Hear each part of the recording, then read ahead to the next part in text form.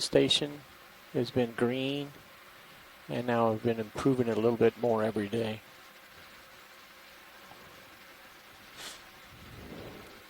Okay, so the ship is settled. Okay, so I'm sort of happy Fantail with right that. over waypoint 1. Visually, I would like a little bit more saturation there. It's our layback there. But it's still pretty good. I'm happy with that based on... Like about 70 meters. Dave, I'm pushing out again because when the ship okay. Video's clear with that camera. 75 I'm going to meters. turn it Alright. for Thanks, HD2. Copy, go for HD2. And Okay, thank you, Roland. aloha and good morning, everyone. This is Daniel Wagner here along with Chris Kelly. We are on the 6th dive on this expedition. We've had 5 very spectacular dives so far. And right now we are about 900 miles northwest of Honolulu on a seamount called Northampton Seamount. The closest land feature here is Laysan Island. That's about 40 miles to our north. Pick up some altitude hits. And the plan today, and we're going to be touching down in just about under 10 minutes, at around 2,000 meters, is to land on a ridge that's just off the Northampton to the south of the seamount, and then do a survey down to a target depth of about 1,800 meters. There have been a few previous dives, submersible dives by the Hawaii Underwater Research Laboratory. They have done some dives in the vicinity. However, their deepest dives in this region have been just down to 1,000 meters. So today we're going to double that and look quite a bit deeper. And we hope to find some pretty spectacular communities of deep-sea corals and sponges. We have seen a lot of things quite spectacular in dives before. So again, we're just 40 miles south of Laysan, inside the Papahanaumokuakea Marine National Monument. Laysan is really one of the gems of the monument. It is home to some very extraordinary and rare animals. The land itself is only about an acre in size, but it has a hypersaline or super saline lake in the center. That its salinity is about 3 times the salinity of the ocean. And it's home to some really extraordinary species. We have the Laysan duck here, the world's rarest duck, as well as Laysan finch and 20 other species of birds. So a truly remarkable ecosystem just to our north. But today we're on this seamount. One interesting feature is that Northampton Seamount gets within about 30 meters of the surface. So it's an enormous underwater feature. It starts at about 4,800 meters and just stops right below the surface. So we're talking about an enormous feature. It's in fact, if you measure it from the bottom of the seafloor, it's taller than Mount Whitney, the tallest mountain in the continental United States. So we're really looking at an enormous feature, and we're going to be surveying about the center of the seamount from 2,000 to about 1,800 meters.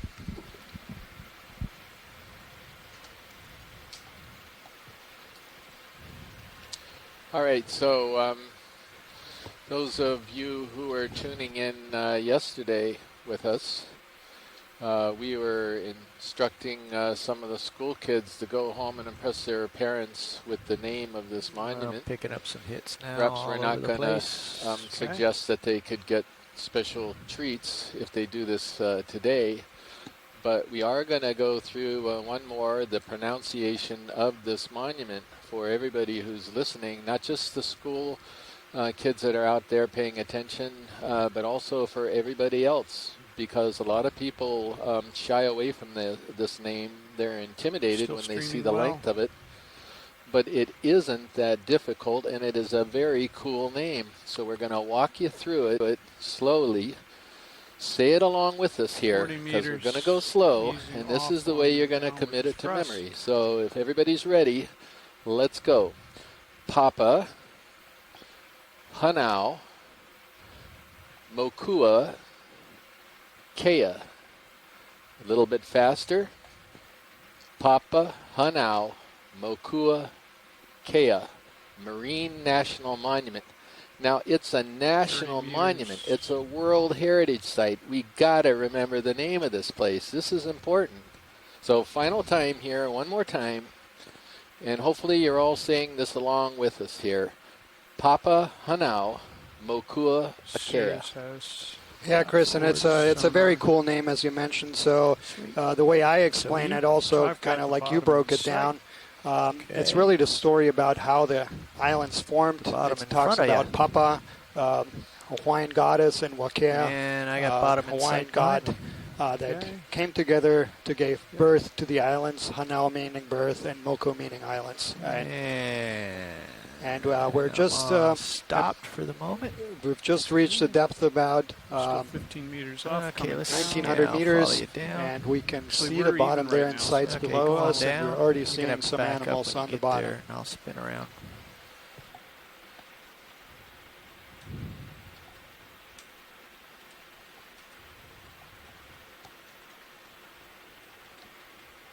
Yeah. Gonna back up. Okay. Excuse me, Roland, our screen back here is frozen up, or mine has. Okay, backing up straight towards you.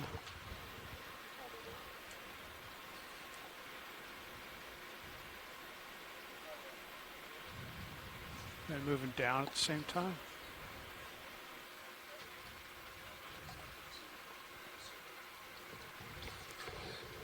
Backing up more. All right, so what we're looking at, those white objects on the bottom as we settle in here, are really Actually, if you big go straight sponges. down from So there, this is very I'll exciting swing for around, pick you up. the biologists, because down. right off the bat we're seeing some large animals, and I see some corals coming Might into run out view of right tether now. there. Let's see. And we may even have a place here to Okay, grab I'm 10 meters a below you rock now. too. It looks like there's some loose rocks, A so little bit more. this seems to be a pretty nice spot to land.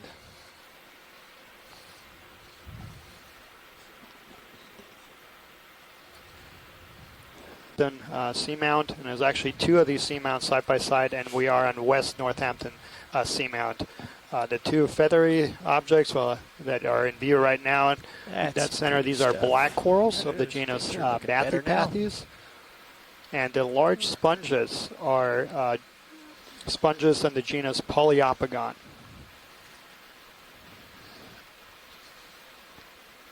So I think I've mentioned this before to everybody who might have been listening on earlier dives, but I'll mention this to some of you who were not on those earlier dives, that you can tell a lot about a sponge by how it's attaching to the Okay. surface.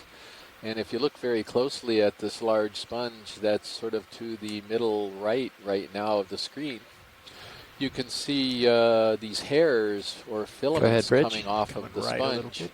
And this particular group of sponges, they attach by these fibers. Yeah, we're set up, Rolly. Thank you, Bridge. Sorry, I got a little distracted there by ship communication, but these fibrous I projections see that. coming down Stand by. from the base of the sponge is how this particular group of sponges attaches to the substrate. They actually hook these fibers, or modified spicules as they're called, onto the rocks, and that's how they Do I need to get attach. more to the right? Where there are other You groups do. of sponges Oh, okay. that Sorry, I actually thought we were glue lined up. themselves all right. to the You can, rock. You're They lined up. actually This and form then, what's uh, called a 290. basal plate that attaches directly to the rock, and you won't see those I'm fibrous looking parts. at 265 right now. So when you And when you I think we're gonna wanna move to look at a 90. sponge Something like like that, that. it's I'm really really good heaving to and you're notice stretched out. how it's Yeah. attaching. That's Rolly, very you can go for a informative. zoom on that, but I'm getting tugged around a bit here. Okay, it was the sponge on the right off screen. Oh, I thought it was the coral with the black thing on the back. No, it was a sponge with a white thing on its back. And then they want to see, keep going. It's the next one, that one. And then we'll want to see the types of attachments according to what the scientists discussing. We're gonna have to get moving. I So can't yeah, get the density of animals is I'm gonna come right a to lot higher than what we 290. saw Why don't on you the previous drive, two dives. Just turn and drive towards me. We are to quite your- a bit shallower. We're just till we below get lined up on 2,000 290, meters. 'cause you're- But Sorry, yeah, we video. can We- see we a have to moderate settle in on density that here of on our sponges, landing on the bottom still. black It's corals, not a good time to start zooming. as well as some crinoids and asteroids or sea stars. Just give it a shove over that way. So just looking at the orientation of the corals, and you can kind of get a feel for this from the particles in the water, You guys are although feeling this, the comfortable? I'll ROV do is a moving a bit forward. It 290 looks like move. the current is moving You're along the still slope, tugging me and the the slope lateral is right while you're doing facing this. more or less due north. Look at the And tether, so it you're looks like way the current is perhaps wrapping With this around heaving, a much it's shallower, pulling the larger floats bank, down and jerking much us further both north, around. So and coming around the Come to island Papa. and running Yep. along this And we'll get ridge a as it comes up and line over on the heading ridge. here.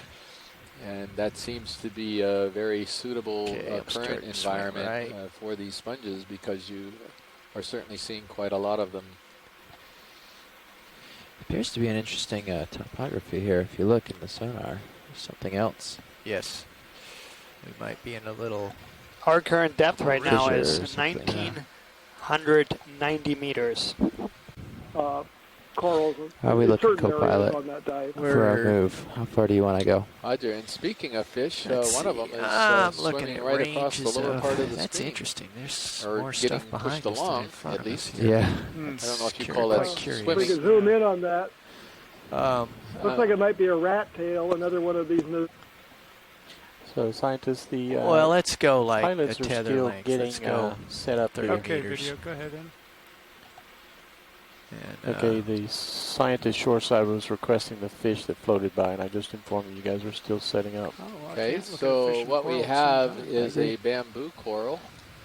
Look at this The guy. family name is Isididae, and you can Plug tell swing by arm coming out. the Got a feel for this white current, sort of too. long There's a parts of the stem, that current stems pushing that it. are separated by these black bands, or what we call nodes, and that was interpreted as the giving this coral a bamboo appearance, sort of like the segments of a bamboo, and so that's what why it's got this name.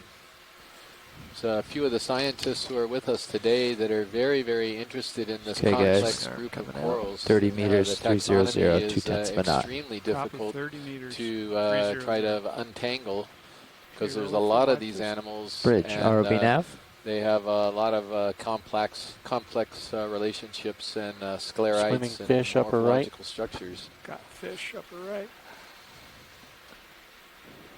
I'm not going to be able to get there, but if it cooperates.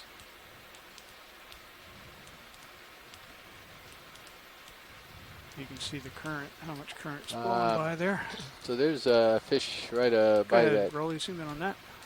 coral, and this particular fish is going to be in the family Halosauridae. It's called a halosaur, and I've always liked that name, and I think Bruce and some others and Andrea probably also enjoy that name. It's a very exotic, sort of like a dinosaur or Bridge, something. ROV nav. The one You're full wide. species, or the one recognized ship move, species we please. have here in Hawaii is Aldrovandria, and Andrea has already punched in that Go for 'em genus. again. 30 meters, bearing 300 at 2/10 of a knot, please.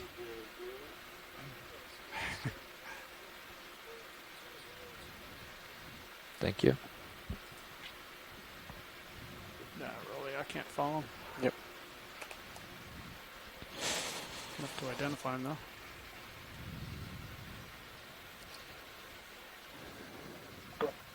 Yes, Chris. We actually have two species here in Hawaii. There's Aldrovandria affinis and Aldrovandria phylacra. I'm trying to see if I can find something about how Okay, to tell upper the two swing apart arms in my out. notes. Lower swing arms. Yeah, in. thank you for that correction. Tell now, but if we have the there's video two in that later image. on, it looks Yeah, like the this is position of the different here. pelvic fins Down. relative to the position of the dorsal fin tells the two species apart. You're But drifting I pretty didn't high. know that getting very at times, blue. so I couldn't look at it. So what is the difference that you're reading, Bruce? What is it we're looking out for? And I'll let you answer after you take a look at the fish that's on screen right now.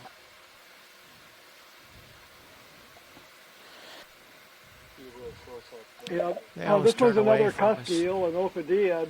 Can't tell from looking down on top, though, anything more about it.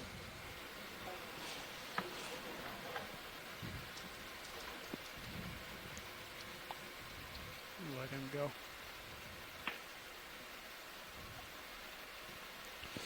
So perhaps, pilot, if we have a chance, could we zoom in on that coral that's sticking up, that sort of leggy, branchy one in the Yeah. right center of the screen?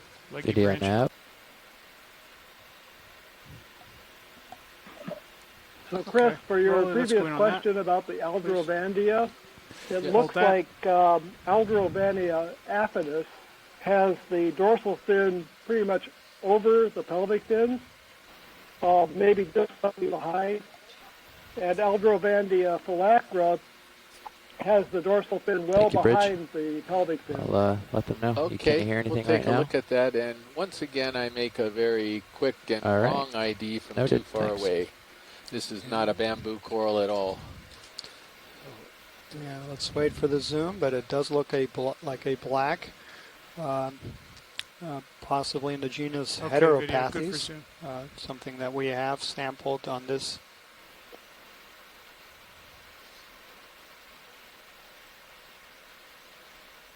Trip, and yeah, Max zoom. so I've already seen two genera of black corals. So Lost this is communication of the the iris genus there momentarily. Heteropathes. There is one smaller black coral colony just in front of this one. Black corals, for those who don't know, are actually the official gemstone of the state of Hawaii. So Hawaii is the only state in the United States that has a living organism as their official gemstone. And black corals are also significant because ekaha ku moana, as it's known in a native Take it down Hawaiian to the language, base. was used by native Hawaiians to produce remedies. Of course, not these species, but there are some species that are found in shallower waters. And native Hawaiians were aware of black corals, in fact, a lot before Western scientists arrived here. And they used different parts of black coral, so the stem, grinded it up and mixed it with other materials to make remedies for mouth sores and different lung diseases. Another interesting fact about this group of corals is that black corals are actually commercially harvested in Hawaii. Again, not these species, but species that are found quite a bit shallower. There's 3 species that are found in the about 200 Okay, to if we can 300 tilt up feet, and get one of the or busy about branches 50 to 80 right meters. there. And those are commercially get this for a harvested few to seconds. We'll go for a manufacture full precious species. coral jewelry. Watch lead nav. Roger, Nav, go ahead. I'm just looking at the high pack. If you have it pulled up back there. I do have I do have it queued up. If you see the topography here, the bathy, if we go uphill like we generally want to, we're going to end up landing slightly northeast of what Going you for have full set as screen. waypoint 2 on the same ridge. Is that all right, or is it pretty important to make it down to this actual Tilt up. waypoint? No, I don't think so. I think you can go ahead straight uphill, and if we wind up being slightly northeast of waypoint 2, that's fine. All right, great. Thank you, watch lead. Yeah, thank you. Hold that.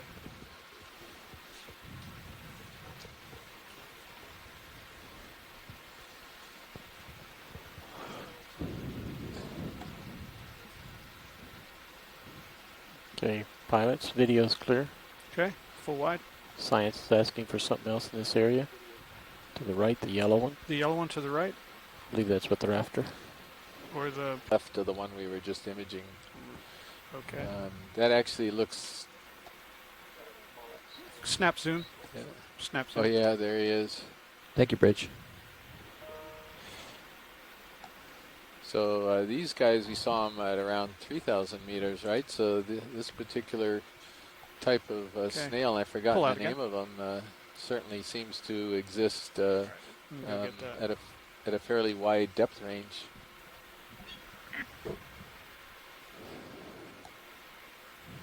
So this one sort of tan coral right in front of us, Daniel, I think was focused on, and then after that we've got a stocked coral.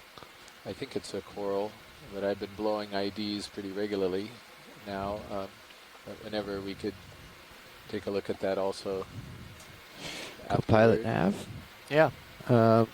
So that 30-meter move on the ship is complete. You're probably feeling it. Serious. I was wondering how you feel about trying to, if you want to take steps or if you want to try to continue on. Well, we'll work up the hill a little bit before we move again here. I noticed the ship overshot and Yeah. The back on itself there. There's a fair amount of wind off the bow. So we're just, Hard landing. every move is going to be a little bit like that. We're well positioned to work this area of the slope here. Gonna really start to come in. See Yeah, there's, absolutely. I just quite a lot of boulders here. telling you, let me know when you're ready for another one. Yeah. Dave, will you take my tilt, Is this please? the Staropathes? Yeah. Daniel? Yes, that's the Staropathes.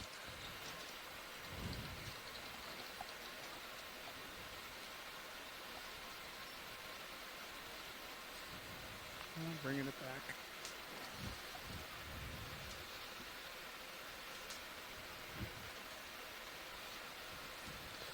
Max zoom. For those of you who are not familiar with these black corals, you see these projections coming off of the branches that have a little white tip to them, and there's one on either side of the branch. These are actually two tentacles, if I'm not mistaken, and they show you where each individual polyp is located, because each polyp has got two of these very elongate tentacles that stick out on either side. Is that correct, Daniel? Yeah, so each one of these polyps has 6 tentacles, and the 2 that are just go and perpendicular to the main stem are, and a lot of these species are elongated. Going So, to yeah. full screen.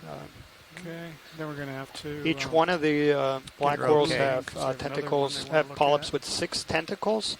That places them in the group of the hexacorals, or their closest living relatives are the scleractinian corals or the stony corals, which at these depths we haven't really seen, but there's Sorry, common that was- scleractinian corals in shallow Okay. waters for Let's go those who full wide. scuba dive or Let's get snorkel. that The stock. stony hard There's a stock thing in the front animals that I that don't you'll think see they've in seen. Hawaiians, It's just shallow bottom of the waters, and in camera. many places Yeah, I know, around but the I world. don't have Those are time the for stony or everything 'cause the scleractinian ship corals, has which already- are, and that is Go ahead, video. something that we, yeah. Yep, it sure is. Is this a possible collectible here, Daniel, or not? Because I know we have Helipanthes, So excuse me, Umbellapathes Helioanthes. So no, and that's exactly what it looks like. Oh, okay. So no need. So no need to resample this guy. Got it. Okay. It's not the best specimen to image. So So very Video's interesting good with this. already here. So in the few minutes that we spent on the Video's bottom, getting a little looks like hot. black corals are a lot more abundant than on previous dives. We've already seen 4 different genera of black corals. We've seen the Heteropathes, the Stauropathes, the Okay, Umbellapathes, and the go out on that. Bathypathes. And, So it looks like black corals are going to be a bit more abundant on this dive than on previous dives. Yeah, and we're already a Pink rock coral. that he could possibly grab that's With, loose and not snaps in there. totally cemented in here, and that's the tricky part. And what we're looking right here on the screen is an octocoral, an Anthomastus. So common name is mushroom corals. So these are in a whole nother group of corals. These are octocorals. Get you So their tilt here. tentacles have Oh, 8. thanks, Their Scotty. polyps have 8 tentacles that are branched. So the hexacorals that we saw before, to which the black corals belong, they have polyps with 6 tentacles that are not branched. So you can see those feathery projections coming off the tentacles. These are the main differences between octocorals and hexacorals. And clearly this is one of the most beautiful inhabitants down here in deeper depths. They're small, but they're really beautiful here. I know that the Monterey Bay Aquarium for a number of years had some do larger we center it up? West Coast varieties of these And how mushroom much more corals time on do we have? display. in their tanks. I'm not certain whether they still do, We but have 30 they were. seconds-ish. It was an absolutely you can see beautiful that. exhibit. I'm trying to turn, but We're not really moving anywhere. my I'm toe just is. bouncing around Are here, you? so you're. So this you're is fine. always a Oh, crowd okay. We pleaser got time for roll. the videographers. It's a little bit like the Just, fish, one of these goosefish, I'm not very much photogenic luck turning. and certainly poses very nicely. This appears to have longer arms than I'm typically used to seeing of this species. Is this some different subspecies, or is it just older? Well, we don't know much about these mushroom corals down here. We know what a couple of species are. There's one that's called Anthomastus Still trying to streeteye. rocket It's not center this. pilot. That's sort of a golden yellow mushroom coral that's very different. And we also have one that has Zooming a in. white stalk but a red ball, Max. and we usually refer to that as Anthomastus fisheri. This particular one, whether it's fisheri and just a red morph of fisheri, we're not certain of, or this could be a different species. The big issues with these corals is they can kind of shrink up and they're a little small. We have collected a few of them. I've personally collected several of these, and Okay, they we're are clear. currently at Just the drift Cal Academy of Sciences in their museum collection. You have your tilt back. Thanks, So Dave. for those of you who just joined us, our current depth here is 1,993 meters. We're diving 10 meters above you. a ridge that extends to the north of West 300. Northampton Seamount. Team, but also with a couple of researchers who So- work on these groups. One of So which pilot, is in as you're out there, Vancouver, Dr. Henry Rice, and you have time, and you another can one image in the one of Netherlands, any Dr. sponge Rob of your Van choice, Soest. and also including And so I'm waiting being able for to a show the response attachment from both point. of them to see if they Rolly, can could you give me a partial zoom help on this? nail down the identification of that sponge. But it's very unusual sponge.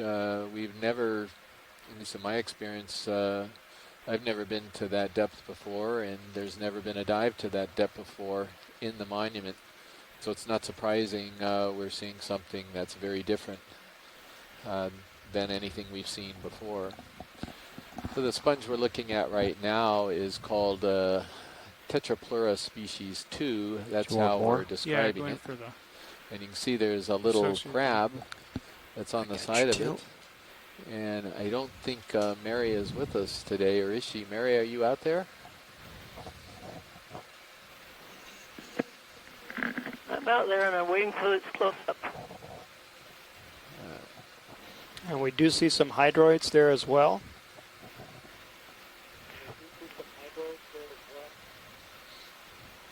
That looks like a Galatheid crab. Sorry. With those come out. long arms, Mary? Yeah, it's not one familiar to me. They often do have those long arms, but that one is Okay. quite distinct with those spines. I think I've seen that before, but it'd be hard to look it up.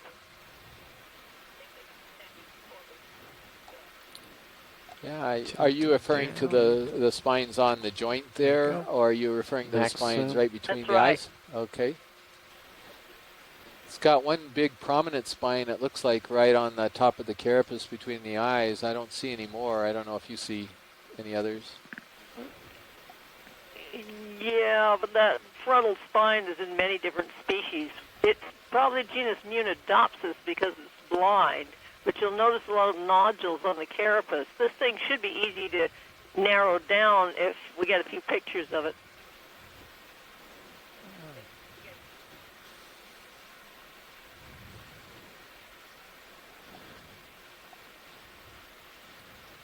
And the sort of brown branching things coming off of the sponge are, Video's I clear believe, with this? hydrozoans. Okay, let's go I don't full know wide. if anyone... Yes, we have some people who weighed in on this. Scott France has weighed on, agrees that, Tilts that back they're to you. hydrozoans. Thank you.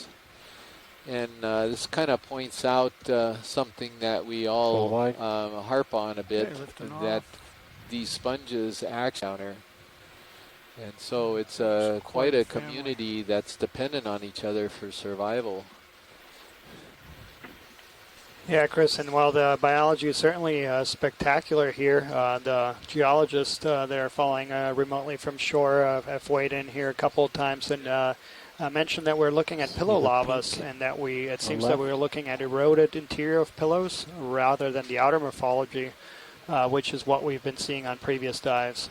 So thank you, Jonathan and Michael, for those observations. And by the way, that is one gorgeous community shot we're looking at right now. This is, of course, one of the reasons that I am really fond of sponges. This is just magnificent. And one of the deep sea sponge communities that I dove on many years ago, when we first encountered that community, the first thing that comes to mind is, what planet am I on? These are so bizarre looking animals, and they're so large that you, for a moment there, you wonder whether you're still on Earth. Let's many of us 30 meters didn't on know 300 that these animals were down here, and they're spectacular. At point 2.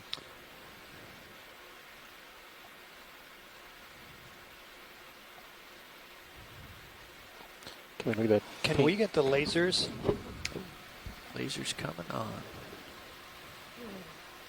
Bridge, ROV nav. Thank you. Yeah, just requested the lasers to be put on just to get a feel for the size of some of those sponges. So yeah, some of these are over half a meter in height. Some too many times, so I'm going to wait till we get closer. Yeah, Let's see if anyone's brave out there in the chat room who's willing to Thank you, Bridge. be as foolish as I just was a few minutes ago.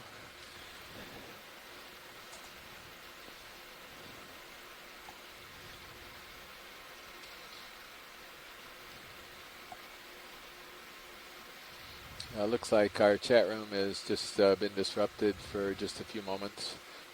Those of you who have out there that are hearing the audio and you're on the teleconference line, if there are special requests here as we move up slope to image things, and we don't seem to be responding to the chat room, try us on audio. Coming centered and the pink one separate. Hi, Chris, can you hear me?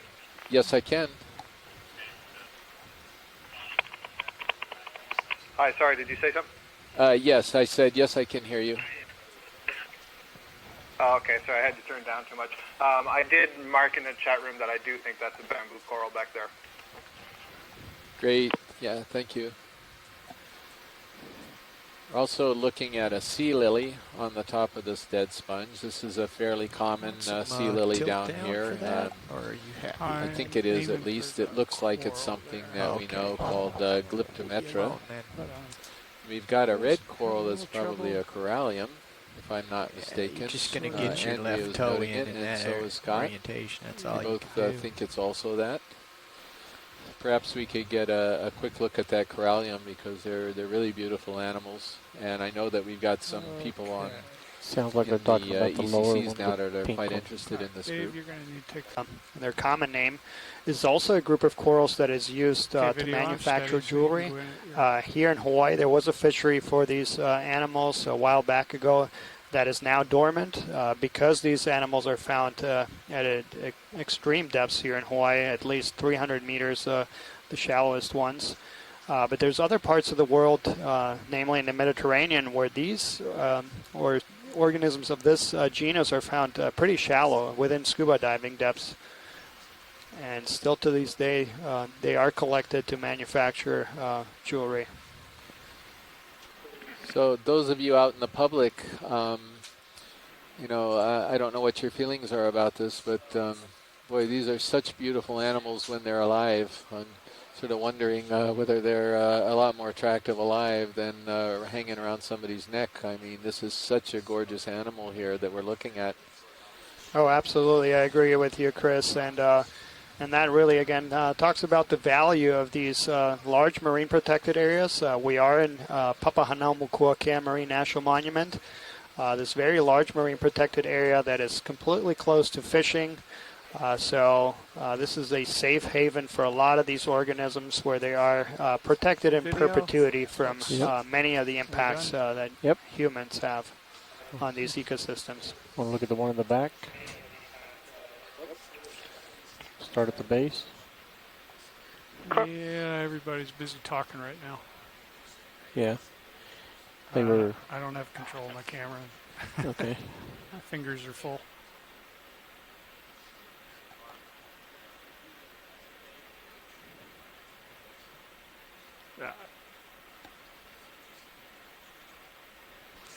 So our current depth is That's well.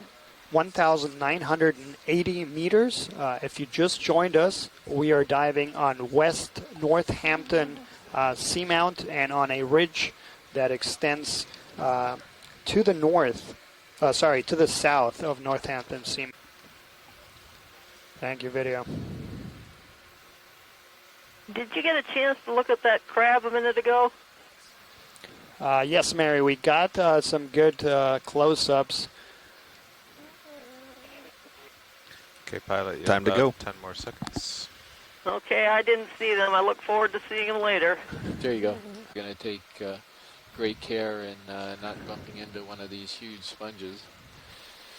I'm going to come around, I think, and point towards you since we're stopped.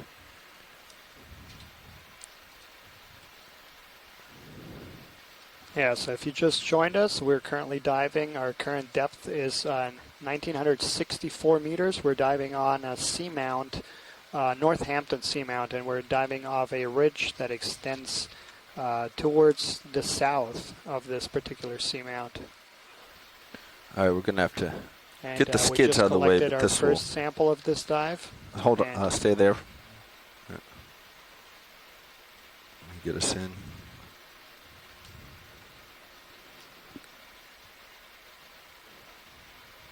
I'm going to make, while he's setting up, I'm going to make a couple comments about sponges again, because they're one of my passions. All right, go ahead, video. So I'll adjust if you look accordingly. at the, well, we'll go ahead and let him zoom in first, and then I'll mention it. Yeah, I am all the way down, but I can back up. We're surrounded by a lot of coral, so I can't sit down. Looks like a chewed down bubblegum Go coral. full. Yep. It's quite possible that something's been munching on this coral, or maybe it just died. But it's... Sorry, that's me. Yeah, and Scott has just also chimed in that this looks like a bubblegum coral. That's the common name for a octocoral in the genus Paragorgia. And I don't know if you guys saw this, but I'm pretty sure there's an unbranched Antipitherian to the left of this Paragorgia. If we just pan down right there.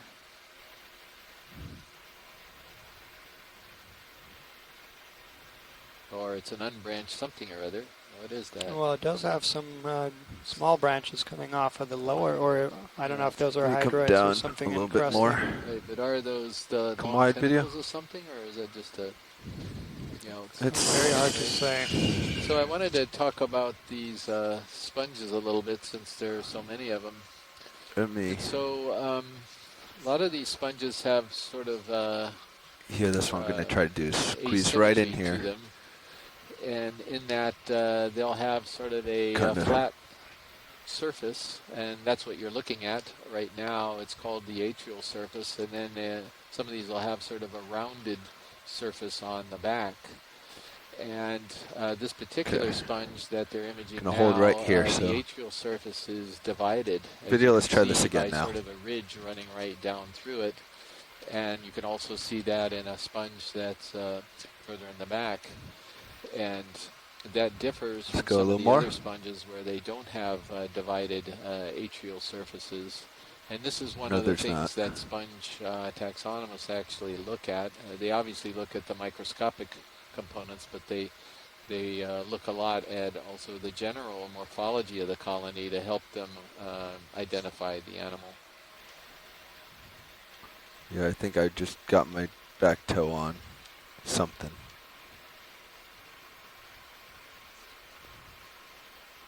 Okay. Really nice shot. There we go. Beautiful shot of the Paragorgia. Coming left to the other And object. there's the weird little thing. Carl, you want to take my camera, please? It is a black. I was Yeah. right. And I thought it was wrong there. Yes, Well please. done. So, Surprise, surprise, I was actually right. yeah, well done. So you can see a agglomeration of all kinds of organisms on the lower part of the stem. This unbranched Is that full video? morphology and the polyps just bummer. being on one side of the colony would place it into the genus Stichopathes. But this is a group of corals in particular that needs some kind of taxonomic work. Be another one of these cutlass eels. And it's going to be brevidorsalis as well, Synaptobranchus brevidorsalis, if I'm not mistaken. But let's see what we get in the chat room. This animal is named for the fact that its dorsal fin is shorter they've been getting than some of 300, the other members of this family. And if 290 you look sounds very good. closely, you Would can you like, see that they've been doing 30 the dorsal meter fin increments. Would you like to eat is that? ending or starting, if you will, way down on the back. It's not up by the head. You That got whole it. part of its body you're seeing now is completely There's my toe. clear of It was a dorsal matter of fin. time before I stubbed it. Yeah, thank you. The dorsal fin starts much further back, and thus Coming the back center. breve or short dorsal Bridge, fin, this is Nav. if I'm not mistaken. And Said, hopefully I'll yeah, get that's a shrimp. corrected. Okay. You're seeing now is There's my completely toe. clear of dorsal It was a matter of fin. time before I stubbed it. Yeah, thank you. The dorsal fin starts much further back, and thus Coming the back center. breve or short dorsal Bridge, fin, this is Nav. if I'm not mistaken. And Said, hopefully I'll yeah, get that's a shrimp. corrected Okay. by one of the fish Yep, guys. I'm coming back into your view. Yeah, Hey, can I get a unfortunately, ship move we of are 50 having, meters we at lost the chat 290 connection, but degrees hopefully at we'll get that 0.2 back here knots? soon.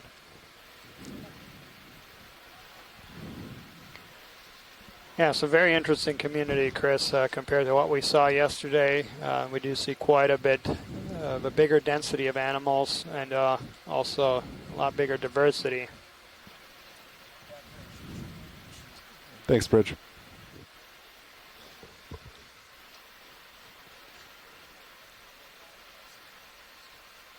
Okay.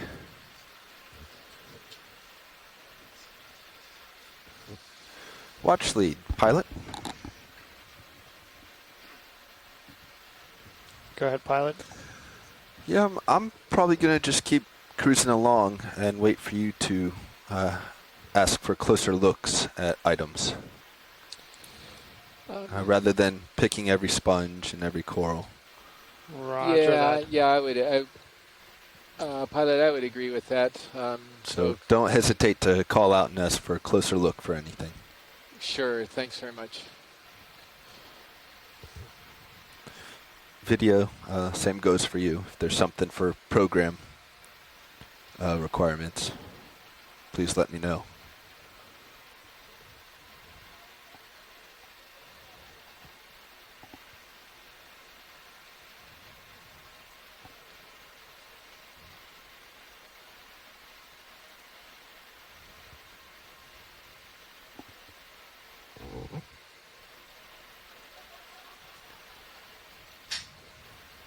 Are we going uphill or downhill? The last position seems to show that we're drifting down toward waypoint 1. Is that correct? We are going uphill. We just started another move. I'll let Nav fill in the details for you here. Okay, thank you. Yes, we are still going uphill. So we're going at about, right now, 290 degrees. So we'll reach near waypoint 2, but a little north of it. And that's mostly just uphill all the way up to waypoint 2. Can we get a close-in on that unbranched coral that we just passed? Yes, Washleet, this is Nav. Roger, Nav, go ahead. Yeah, so right now we're still going uphill at about 290 degrees. And we'll get to waypoint 2, but we'll be slightly north above it by the time we get there. Is there anything you would like to do different? No, not at all. I think I probably punched in perhaps a slightly off position, because when I punched in the new one, it has Video, go ahead. It had us actually go.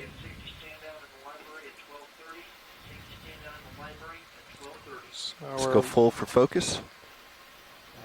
So we're looking at a unbranched Is that full? bamboo coral or isidid next to a pink coral or corallium.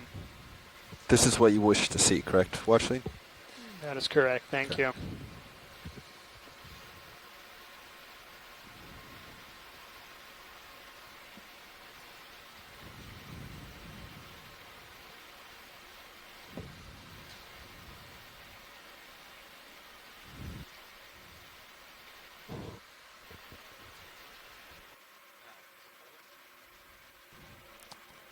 Go ahead, co-pilot. Did we hold that zoom long enough to get something video? Okay. Roger. Roger, roger.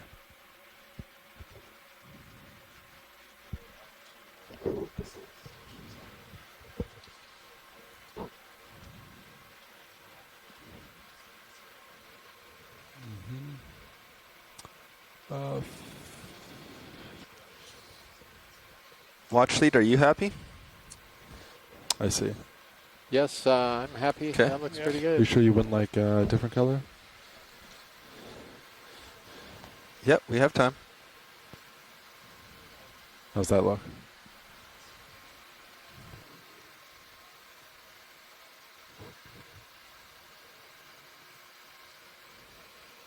Are we getting anything in the chat room? Nope, No, not yet. unfortunately, we're out of the chat room here.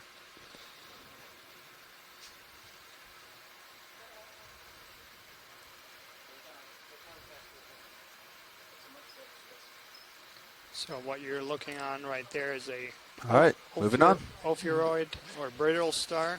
Coming It's back a center. Very common association between corals and Yep. brittle stars. So brittle stars use these I'm just kind of corals, mowing the lawn, to left hang and right on, of your screen. get off the bottom, and then feed, basically using the coral as a platform to feed on. And in some cases, there's associations that are mutualistic, a mutualistic symbiosis where the ophiuroid cleans the coral and in return, so the coral gains It's an been animal happening a that lot cleans more it, and frequently. A fleeter mouse display, and the point I pushed in just a few minutes ago, it actually had us drop down toward waypoint 1, but when I just updated the position now, it jumped back up the slope a little bit. Okay, sounds good. Thank you. Sure, thank you. So that's our first Iridogorgia there.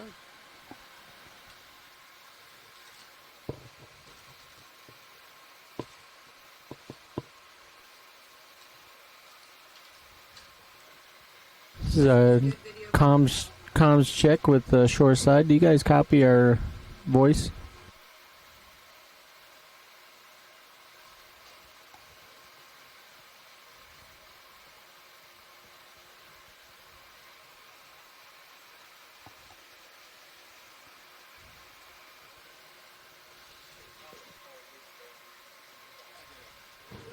Am I pulling you? I didn't think I was that far. Not good.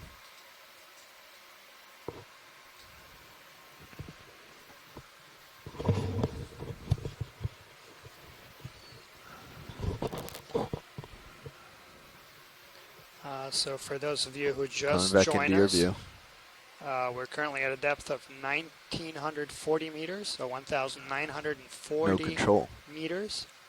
We're diving on a seamount, the Northampton seamount, and we're diving on a ridge that extends to the south of the seamount.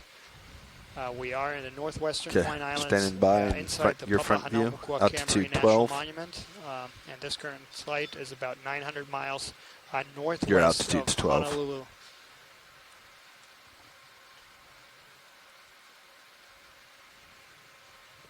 This particular seamount is interesting because it's an enormous Gonna feature hold. that starts at about 4,800 meters, and it gets it's just shy of the surface of the water, so the Holding summit here. of the seamount is just 30 meters below the surface of the water.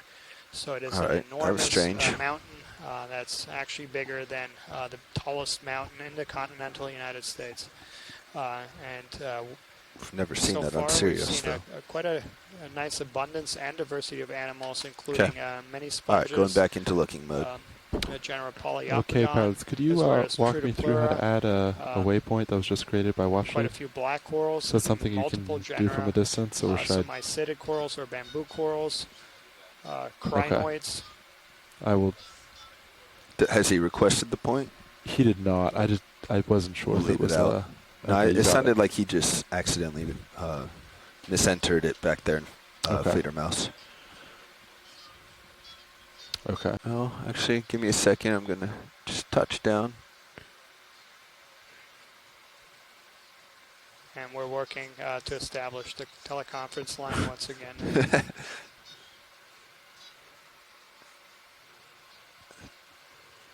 The dark one seems much darker than what we've usually seen. So the corals on our left do look like Acanella, and this is Scott's impression as well. Full zoom video when you get a chance. And they look very similar to what we've been calling Acanella weberi. Yep, crinoid. Okay.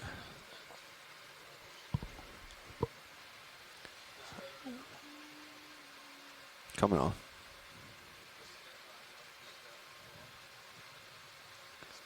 We also see a sea cucumber or a holotherian there.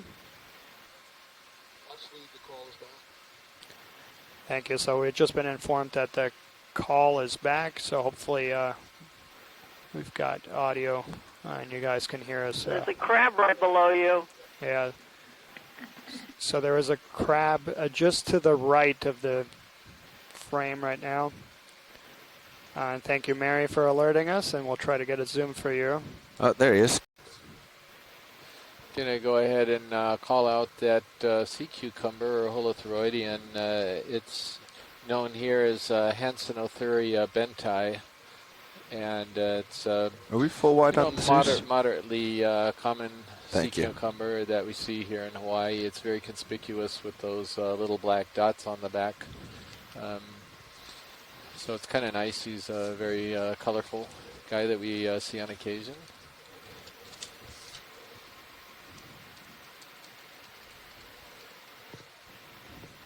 Don't do that to me. Stay here, little buddy.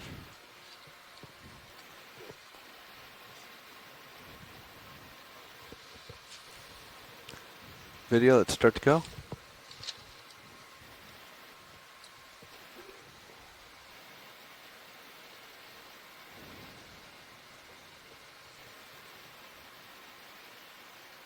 Oh, that's me. So this is looking a lot like He's a the genus Munidopsis again, but he is related to one called Munidopsis armatus. Coming back left. Thank you, Coral, for moving out of the way. We really appreciate your Notice cooperation. the spines like a rhino. Yeah. Beautiful That is image. I was going to say, we have a arm that can Mary, help us get that that's coral gotta out of the make way you if we happy need there. to. That's a gorgeous image. Yes, indeed. It certainly does. Let me know when you have it, video. Well, let me know when we have a good still. Mary, are they? Is he missing a couple of his legs? Are those broken off, or does that look normal to you that are coming out of the thorax and abdomen? This is perfectly normal. The legs are bent underneath the carapace, and they're used for cleaning brushes, not walking. Ah, okay. And Scott just made that same observations that you can see them tucked under the carapace. And I think the coral's cueing us to continue on. Thank you, video. Which one keeps Got faulting? another one of these candelabra corals. Yeah, I believe that's We're the one still that's considering a those little more. Isidella. We've imaged them on previous dives. What's the word? Thanks, Bridge. Less Really loose on beautiful, deck. corals. It's a little more stuck. The lyrid Let's Isidella. go see what's over here. And there's another Heteropathes. And we just passed. And that's a beautiful shot there. So all kinds of animals there. We see some black corals, some pink corals, some sponges, a chrysogorgid. Just absolutely terrific diversity. And I'm sure there's all kinds of crabs and other things living within those. Look at those ears. Anything on here, Watch Lead, that you'd like to take a closer look? So, Pilot, I think just a shot like this, everything on the rock itself we've seen before. Good copy. Let me know when you're happy, video. And, It's just a pretty scene there. okay, That's gonna come really around left. nice. Thank you.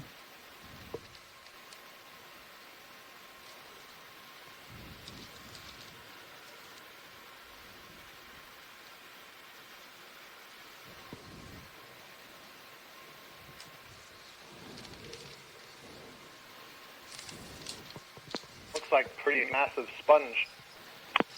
Yeah, these things can get monstrous. There was one, I believe it was on one of Amy and John Smith's dives in 2003, a little further north on a different seamount. And the thing was so big, they actually referred to that sponge as Jabba the Hutt. So those of you who are familiar with Star up Wars and over you'll that know coral. exactly what we mean by that. And so that name stuck in our gallery And for quite a coming long back down. time. We sort of knew it as the Jabba sponge. But then we were able to finally get an identification and also Keep an eye on time, Carl, determine so that we it can was get you in here. in the genus Poliopogon, which All right. includes many of these massive sponges that we're seeing today. The Java sponge.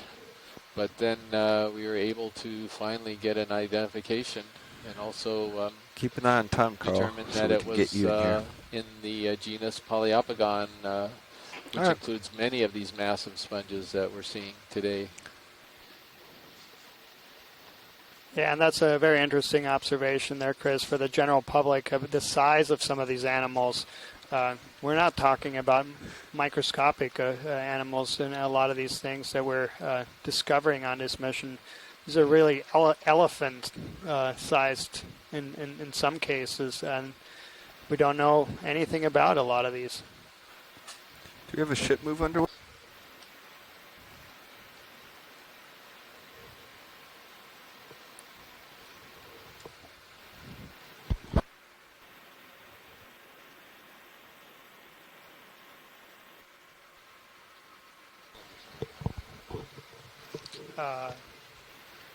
No, we did lose the chat room.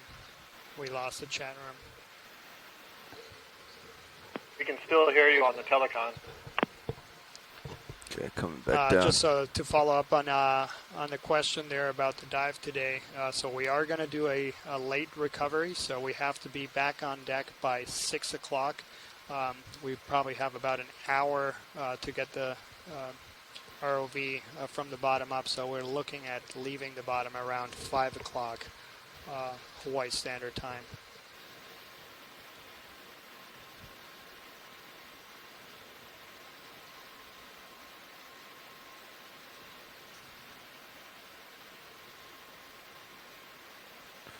Watch lead, pilot.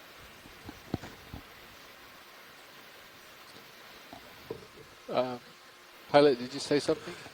Yeah, I was just going to point out our sonar to you, if it holds on this. Oh, we lost it a little bit, but if you watch Sirius's sonar, you can see how accurate the sonars can be at times. You can actually follow our tether all the way out to D2.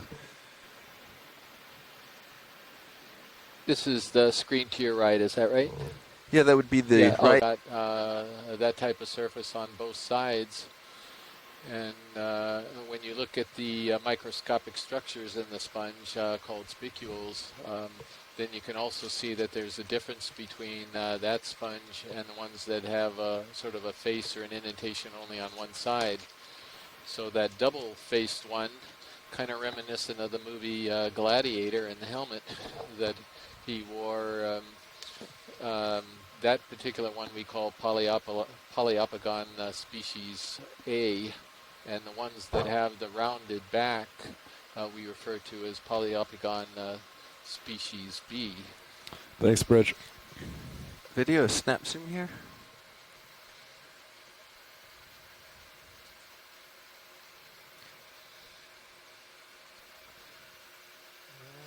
You're pretty far away. Okay. Looks like an And not hearing any and a stock shouts of excitement, so let's come wide. Carry on. So Scott just made a Pilot, comment do here you in want the me to keep chat the ship room that moving? we passed a few It bamboo just stopped. corals that look like whips with a single branch off it that look like a small recruit on another. And yeah, Scott, if we see another one of these, we will get a zoom. I'll wait for 5 you. minutes, and then we'll see if anything comes up. Thanks, Daniel.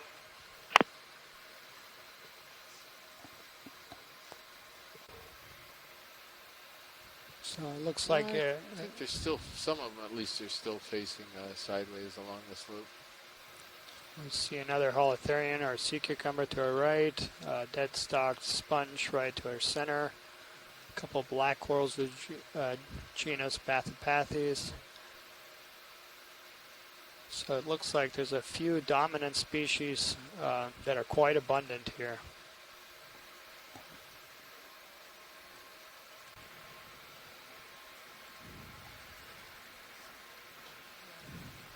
Can I get a ship move of 50 meters at 290 degrees at 0.2 knots? And there is a sponge known as Feria oca erecta. We've seen this on a number of occasions during the cruise.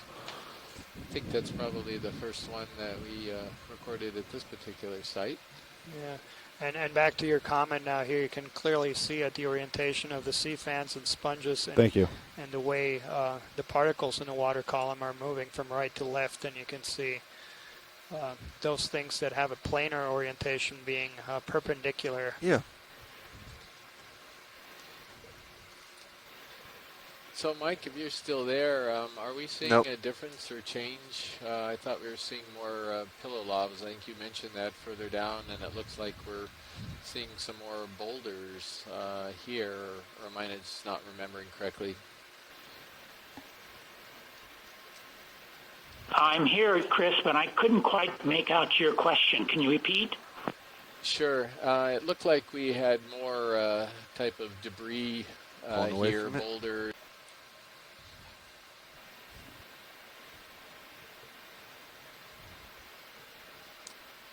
Yeah, I think we... And earlier? Yeah, I guess it's probably my imagination. I thought we were seeing a little bit of a transition.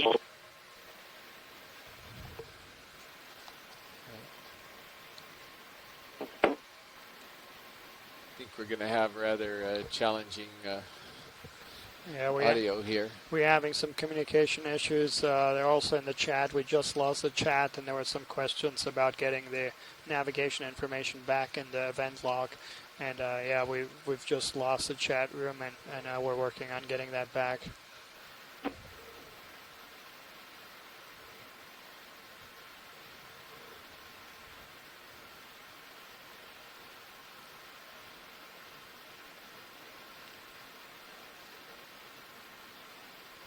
Go ahead, Another corallium there.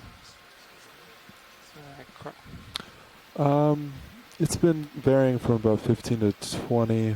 Now it's about 22 knots. Yeah, so I guess just recently it just picked up. Welcome.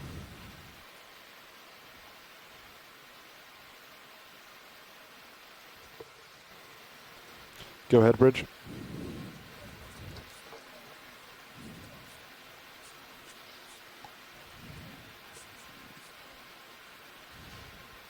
All right, thank you. Come a little bit more wide. Sorry, a little bit wider. Just trying to get an idea how we're going to sample this. Yeah. And it'll actually fit in the box. I imagine they want a branch, one of these two splitting branches. Yeah, as much of it as that could fit into the box. Okay. Video come wide, please.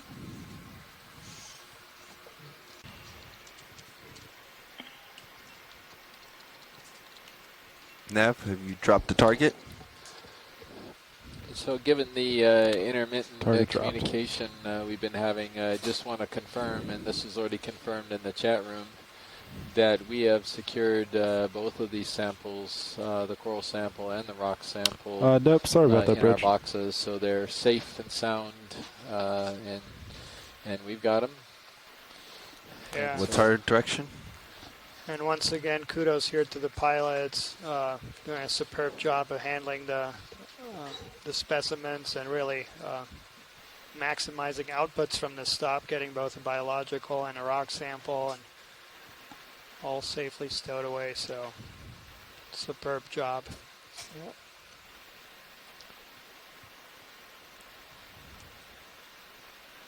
He pointed this out in one of our other communities that we've Okay, been pilots, are you ready for ship move? that this has sort of an appearance of Okay, would you like to, I heard a higher 280 density as a but low direction? diversity, although it's not a really high density community.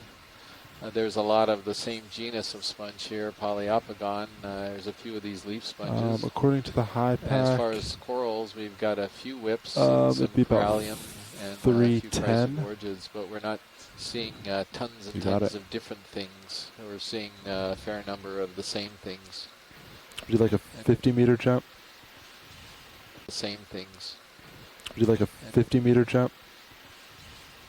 And that looks like it's a piece of man-made debris there, unfortunately. Yeah, looks like a ruler. Is that what it is? Looks like it. Bridge, this is Nav.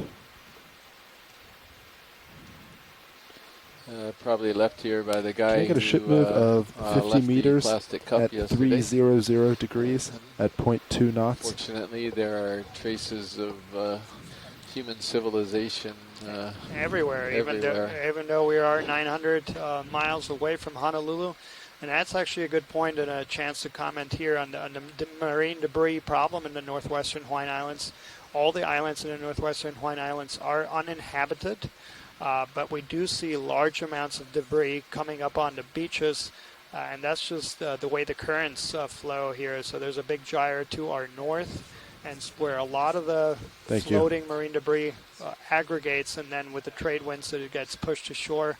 And in fact, every year we have cruises where scientists from NOAA and several other agencies come to the northwestern Hawaiian Islands to remove floating nets and other man-made debris from the beaches and shallow water habitats of the northwestern Hawaiian Islands. And there's a cruise going out again this October.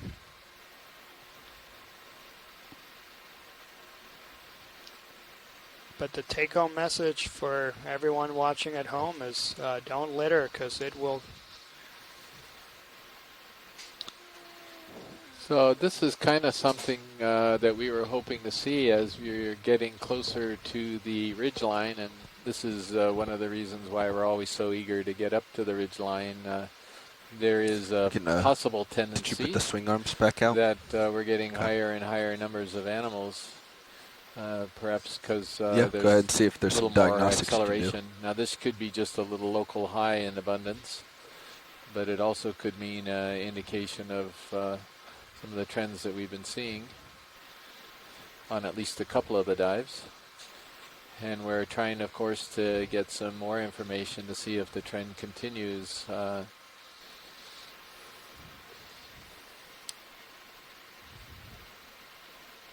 So yeah, many unbranched isidids, some polyopogons, chrysogorgids, acanella, corallium.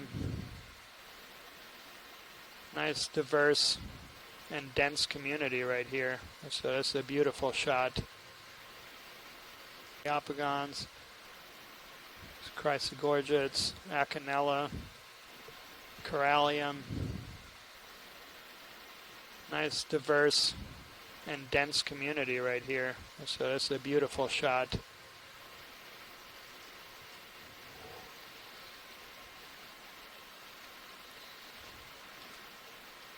And you notice that it's on this sort of hard pan area, and then just to the left you see there's a fair amount of rubble, and all of these animals kind of completely disappear. Okay. So these smaller size rubble usually aren't very good types of back your way. substrate for these animals. The animals are probably a bit too heavy for them, and they tend to perhaps move around again if there's a little higher current event.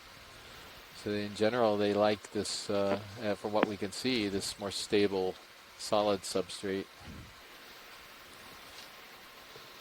Chris, before we leave here, if we could get just a Got to short give it zoom all up. a little bit of attention tonight. We didn't follow that, Scott. Could you repeat, please?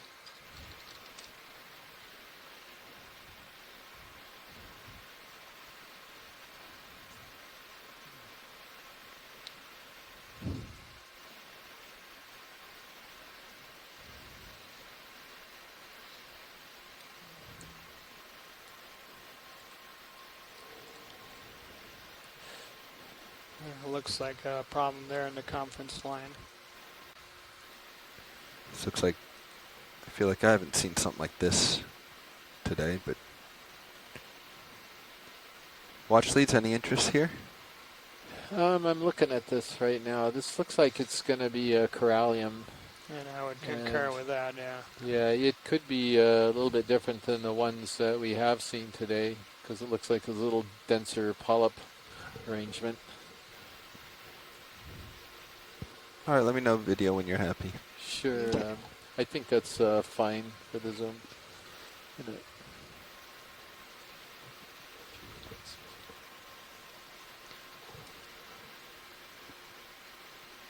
So for our shore-based scientists, we are having a little bit of the communication issues, both with the teleconference line as well as the chat room. I've lost the chat room right now. All right, thank you, pilot. So hopefully you can still hear us on the video feed. Okay. You're on the.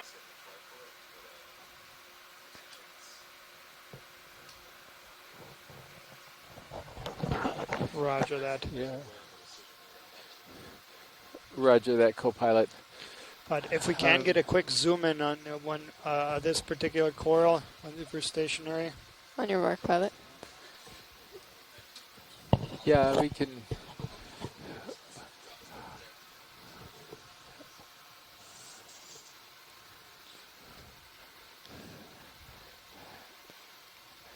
Video standing by on your mark, pilot. Let's see if Mimi's up. I'm having a little trouble with the Fleeter mouse display. It's only going to a single decimal point for some odd reason. Okay, video. We're stable here. Free to zoom. Great. Yeah, you did.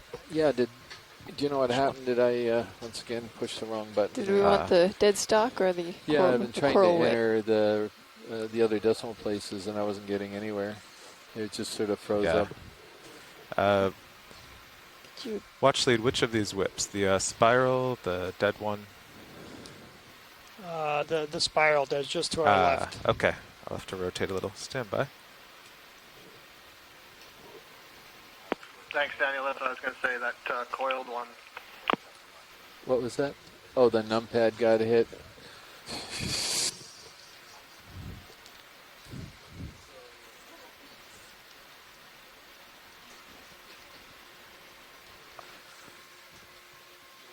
Okay, video.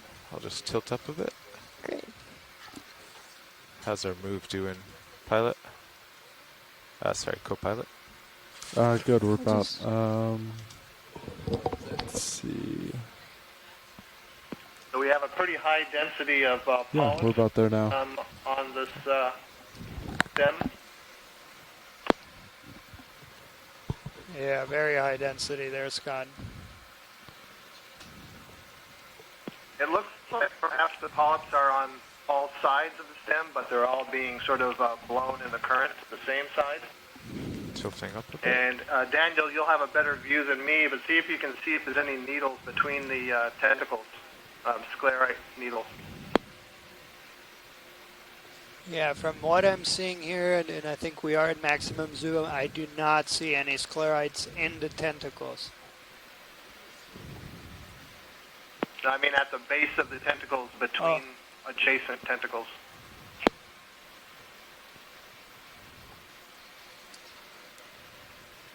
Yeah. But that.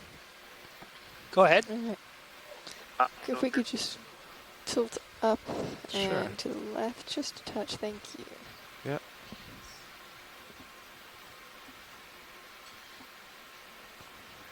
How's that? That's nice. Beautiful, thank you. Why are these upper swing arms so slow? I don't know.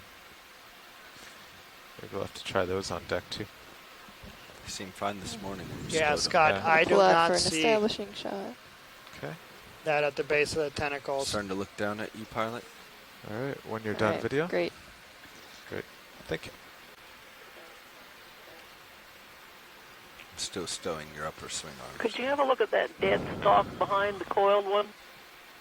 That large one?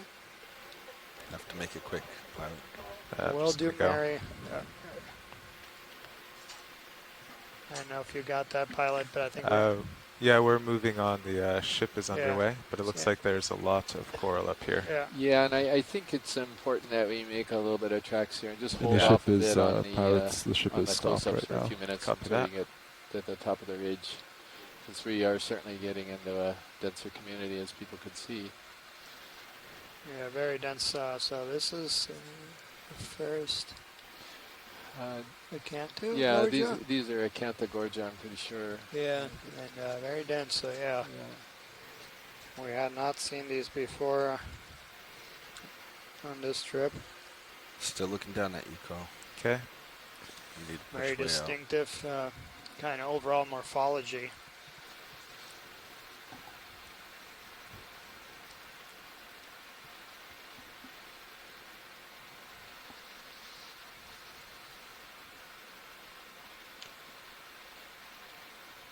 Yeah, and as you can see, so those laser pointers, again, about 10 centimeters in length. So we have pretty dense community here, over a colony per meter squared.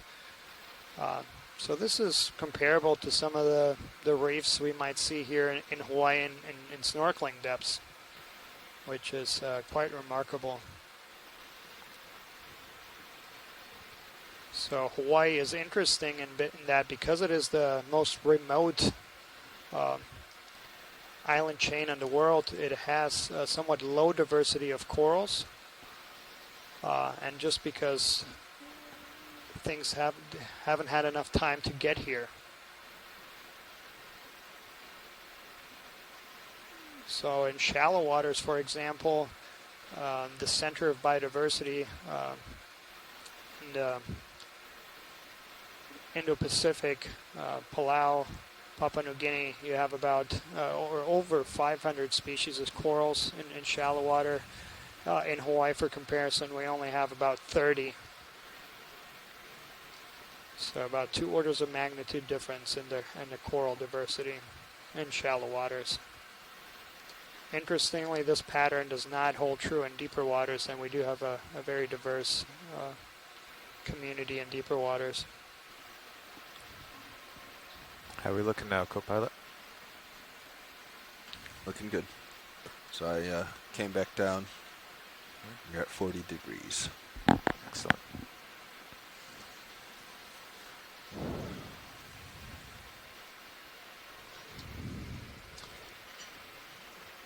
I think it's safe to say that this is the type of thing that all of us were hoping to see on this dive today. I'm pretty delighted.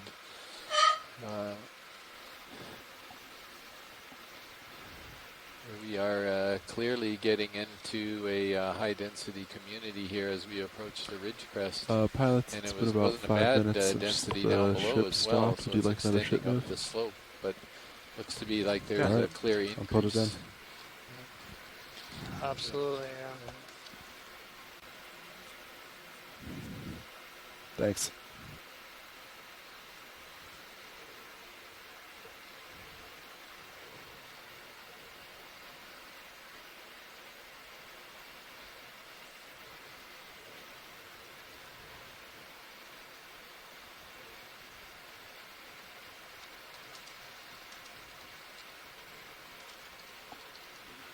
Thank you.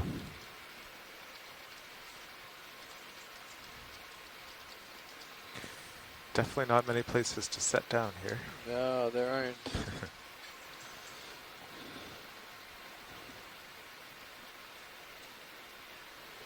So I'm sure this is going to be like the other day, where right after I say low diversity, of course, we start to see a bunch of brand new things. It seems to be the way the things are. The cruise is going for me here. I'll say something which is immediately disproved.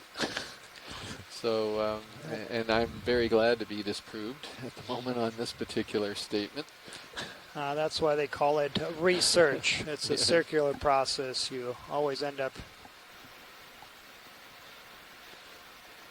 researching.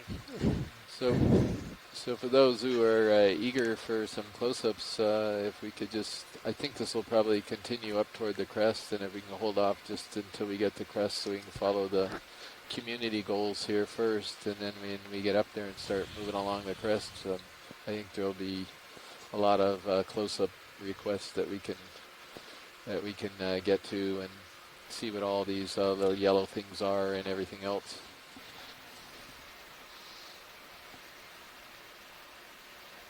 And then, of course, if they have to wait for vehicles to catch up and we got a moment to pause, sure, we can certainly take advantage of that situation as well.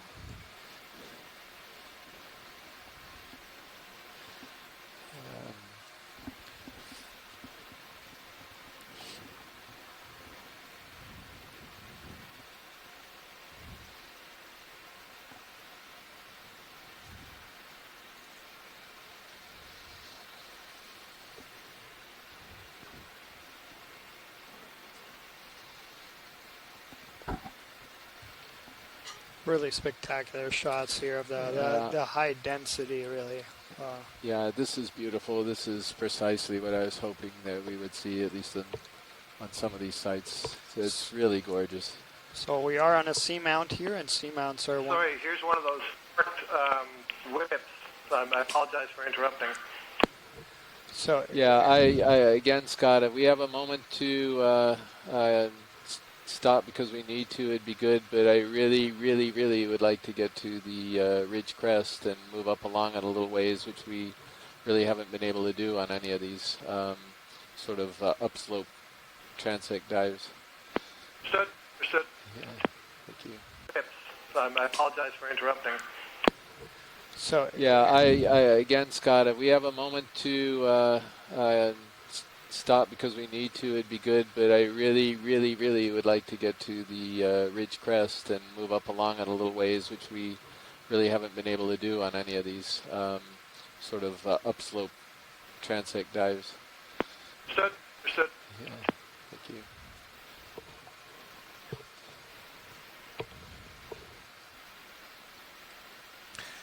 Now I think it's leveling out, so we could just do a continuous move to the depth of waypoint 2. You got it. I'll put it in.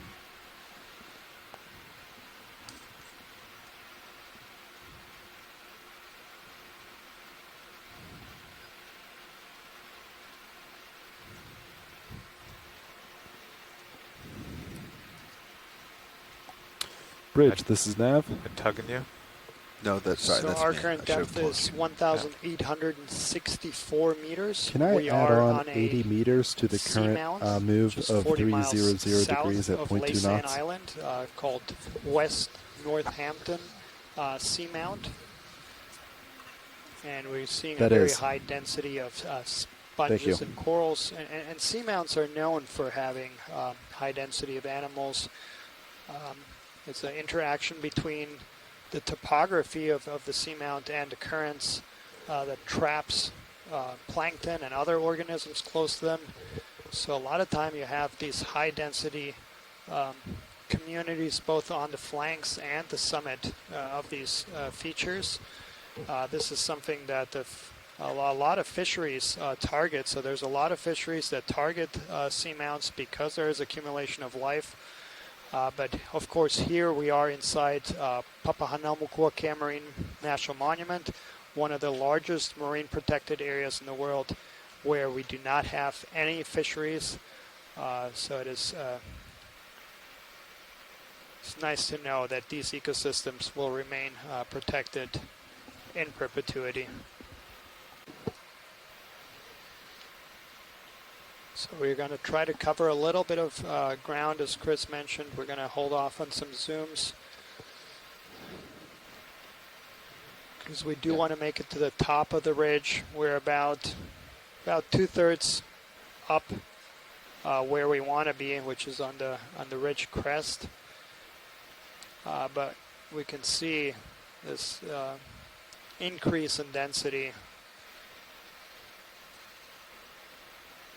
Yeah, and I think the density is still increasing as we get higher. It seems to me, just looking up toward the top of the screen, that we're really getting into something. It's, yeah, definitely probably at least 1 animal per meter, and probably more than that. Yeah. You know, there are occasional little patches here, and then there are pockets here where you've got 4, 5, 10 animals all together. On seamounts, so they are very interesting features. So for those in the general audience that might be following, seamounts are underwater mountains. So they're mountains that extend over 1,000 meters from the base of the seafloor, but that, in contrast to islands, do not reach the surface. There's close to 10,000 seamounts that we know of, and all of the throughout the world's oceans. There's some of the most important oceanic ecosystems. And as you can see, they oftentimes accumulate a lot of life. So there's a lot of species that aggregate on these features. They're oftentimes volcanic in origin. And in fact, here in Hawaii, we have one volcano that's a seamount that is still active today, and that is Loihi Seamount, just east of the big island of Hawaii.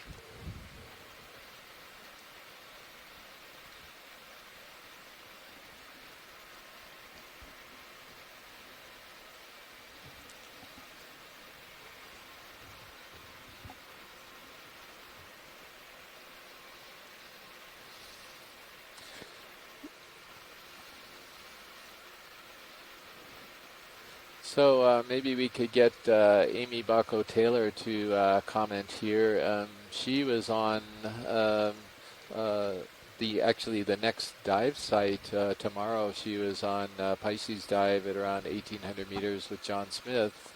Also was on the line, and they encountered an amazing community that has similar density to this one.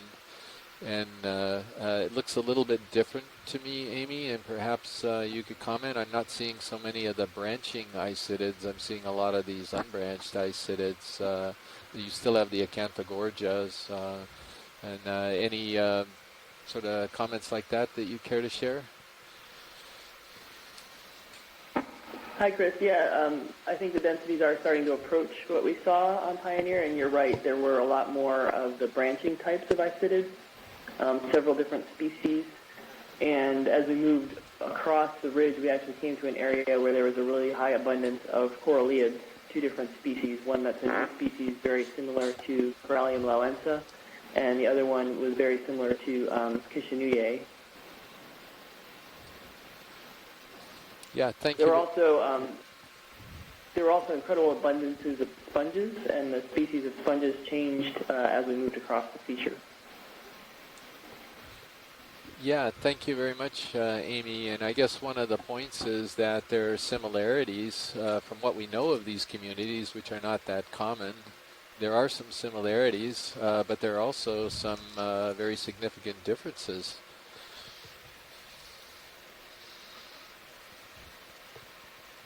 Yeah, it's really interesting. I was excited that we were coming because this is to this Go ahead, Bridge. Site, because it's basically the next ridge over from Pioneer. And I was curious to see how similar the communities would be. Yeah, it's also interesting that this particular ridge is oriented in exactly the same direction as the ridge that you were on in 2003 with John.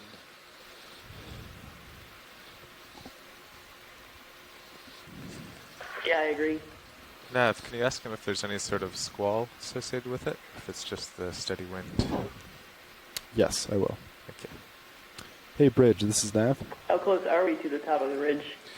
Nav, could we get an update on how close we are to the top of the ridge? It looks like it's definitely starting to flatten One out. sec, watch lead. Sure. Yes. Are there any squalls associated yeah, with the Amy, winds, we'll get or is back it to you just shortly. some wind?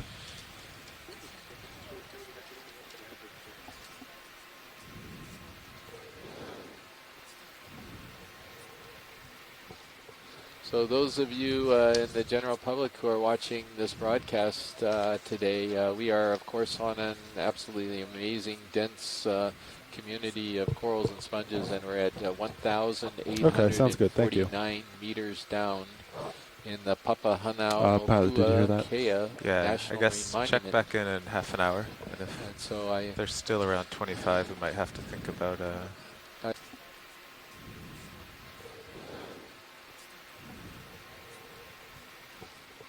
So those of you in the general public who are watching this broadcast today, we are, of course, on an absolutely amazing, dense community of corals and sponges, and we're at 1,849 meters down in the Pilot, did you hear that?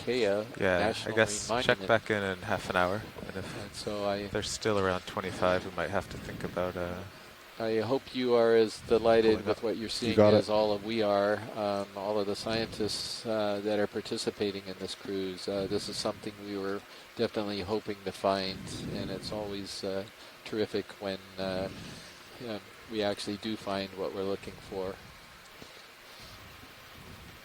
Watch lead. This particular community persists. Waypoint 3 is about 600 meters away, so we're not expected to actually get that far along the ridge, but it certainly would be good to survey it for a little while and confirm that this community does extend up along the ridge for some time.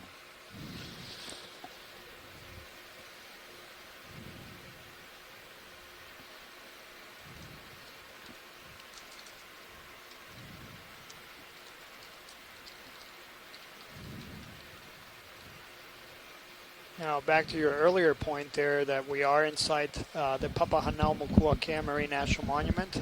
This is a very, very large marine protected area. The shift door will be open for the next 15 minutes. So a very large marine protected area.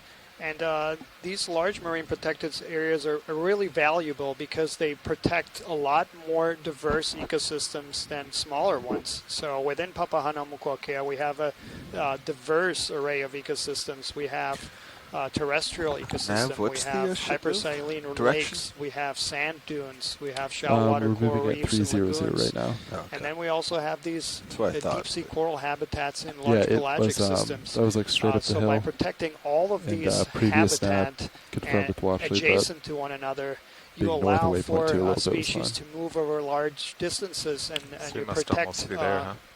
also large Yeah, species actually which are highly the mobile ROVs are about the because same they will elevation, and remain then the ship inside these waters for is their about, entire life cycle. So they're very 15 valuable in meters really out. protecting Okay. So a we just have large another 5 or set 10 of minutes, species. and then we'll stop. We now know that there's over 7,000 species within the waters of the Now, do you guys want Papahanaumokuakea to Marine stop National and Monument. look? I think Washley said. And that's just the ones we know of. Yeah. So This a lot is of probably these about deeper the area. habitats are undescribed or unknown of. And of these 7,000 I could pause the species ship that we know of inside Let's let it go for another minute or two. Make sure we're at the 25% top. are endemic to Hawaii, I mean, meaning this that they're ridge found here nowhere might be else the on the actual planet. top, but I got you. we'll see. It looks like we just came across a field of manganese nodules. They certainly look small enough to be nodules. And again, this little area is showing you that it seems like the corals do not prefer these type of nodule substrates because the density went way down through the nodule bed, and then we come to the other side and the density's going right back up again.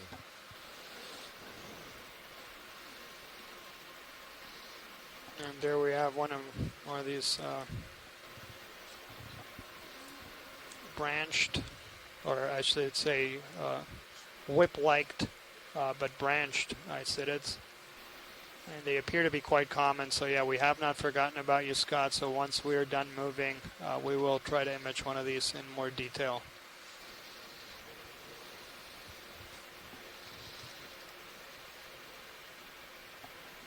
Thanks, Daniel.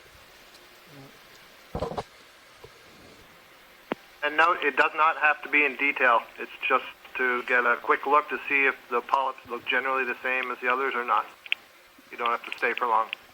Will do.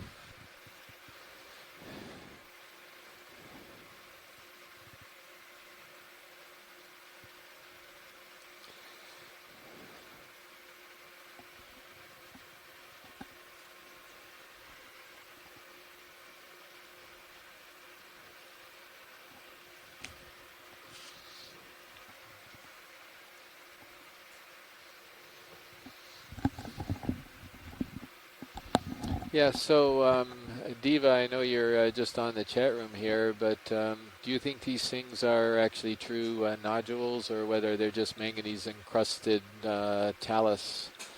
That's always sort of a big question in my mind. I can't quite figure that out. And John Smith had mentioned at one location on a number of dives earlier that what we thought was a manganese nodule field could be a manganese-coated rhodolith, or these calcareous algae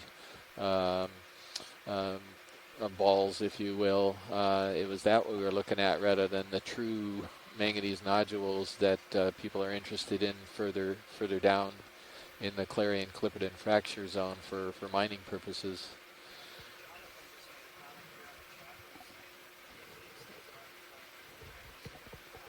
I don't hear you. Oh, there you go.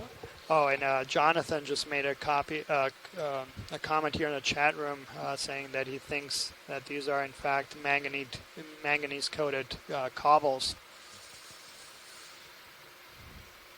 And yeah, from this distance, they do look a little bit bigger than the nodules we typically see. This is about the same concentration of coral we saw back then. Kind of gardens of coral where you can't really set down, just all different colors. As we got shallower there, around 500 meters, just became more and more colorful, more and more dense. What was your depths that you were typically diving at over there? We did some shallower dives around 500, and that was spectacular. And then we also did some seamounts. I don't know if anyone should quote me on this. I think they were around 2,000 meters. And you were saying these high-density communities at all of those depths, or was there one depth in particular that you remember? I think that stretches a little far back for me to remember 6 years ago. Okay. But I do remember the sides of the seamounts, lots of sheer cliffs just covered in fan corals. We should have all that video on board. Yeah. Shaking in the current. Yeah, so this definitely looks like Acanthogorgia to me, and let's see if we can get some other opinions here.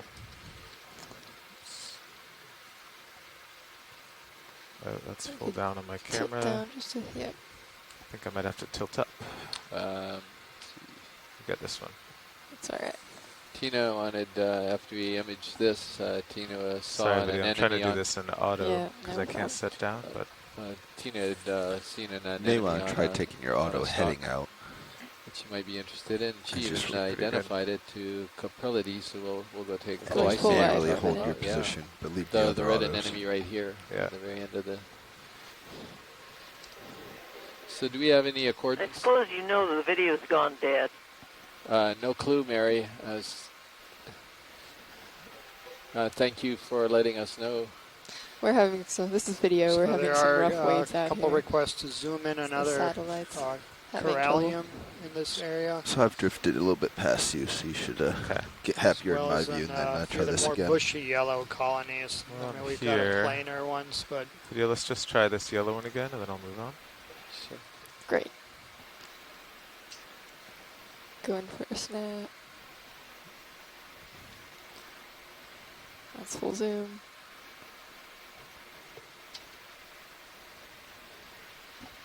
So Bruce is saying that IRC still has video, so that's good.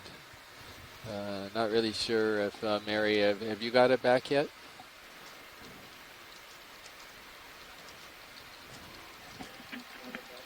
Nope. Oh, shucks. Well, if it's any consolation, we're not looking at a crab. Will take place in the forward lounge at 3 minutes. Ops meeting in the forward lounge at 14:20. Do we need any more? Yeah, there's a little That's white fun. end of one of these corals that Little he's sitting red. on. Oh, I think I saw that before. Yeah, and he's kind of spun around a little bit in the current, I think. But we do have a request to look at that. We'll have to find him again. Yeah, it's keep coming over. It's upper left third right now. Oh, you It's- see it? Yeah. Is it? That's it, dead center, Okay. right by the lasers. All right, you can go in video.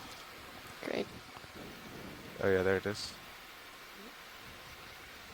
You're 1.1 off bottom. You could probably come down a hair if you want. I can do that over here. Come on, Tina. Okay. Tina, be wrong, then I'll feel better. I think this is a good shot. But yeah, I'll come down for the next one. Just offering that we have those stepper controls. Is she don't going to forget. stick with her identification of corpelity? Perfect. That's what I want to see. Well, we are currently out of the chat, so hopefully we'll get that back. Oh, we are. Shucks, that's right. But hopefully she can see this where she is. No, I did make a note in the chat earlier. I didn't know if it went out right before we lost the Full chat, that zoom. we are having Copy that. issues with the mechanical arm, and it's unclear whether we'll be able to collect any more samples. So yeah, stay tuned. And Mary, I don't know if you want to hear. Mary, I don't know if you want to hear this or not, Yeah, I'll but when just they hold a zoomed in, partial we for a are moment. seeing Okay. some squat lobsters on these corals as well right now. Right. Watch lead 2, co-pilot. Let's see. Heads up. So you were not zoomed in on it anymore, but when we were looking at that anemone on the on that whip coral, you saw that there were a number of polyps that were missing and the skeleton was exposed. So one of the reasons I keep asking about the fork is what we would like to know is there a skeleton like this where the tissue has been removed so that the calcium carbonate underneath has been exposed and there's actually a recruit that settles there and begins to grow? Or is it a colony that actually just branches later in life? So that was very interesting to see there. Yeah. Oh, excuse me. There's this anemone that's a little bit better orientation directly below, right at the bottom of the screen. I wonder Copy if that. we could take a quick peek. That may have been the one that we saw earlier. Yeah, it's a little bit redder. Yeah. Video, let's go for that. That's- Stepping down a bit. Yeah, still a bit of his rear end we're looking at it, aren't we? But maybe that'll show Tina what she Do we needs have any to more tilt down? see Yeah, to I'm just heading down slowly. Okay, great. By the way, some of you may be wondering what the background substrate is that you're looking at, and this is manganese crust with a very light dusting of sediment. And when the crust gets to be a certain amount of thickness, it gets this bubbly appearance, and the sediment is filling in around it. That is beautiful. Stepping down a bit more.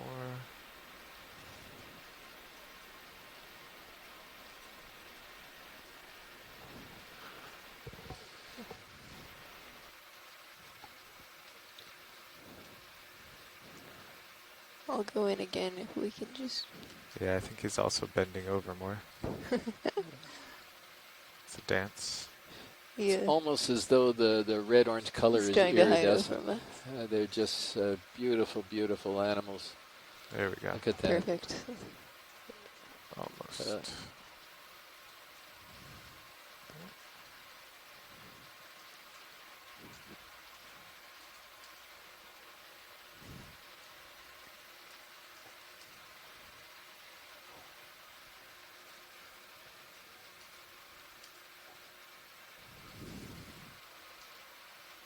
Oh, wow.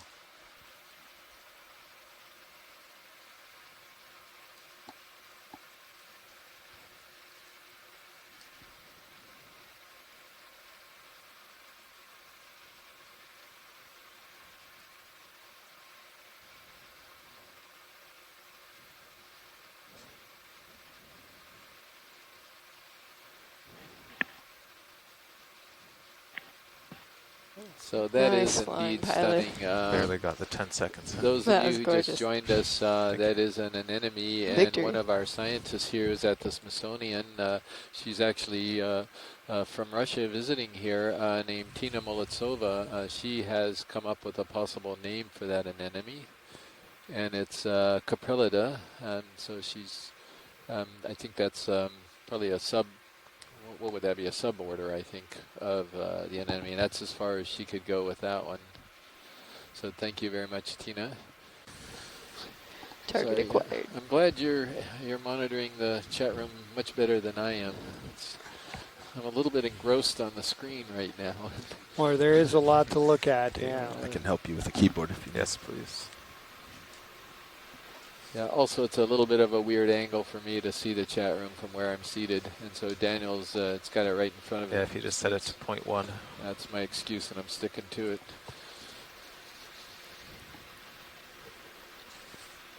0.1. Oh, mine's not 0.1 though. You might just have to refresh.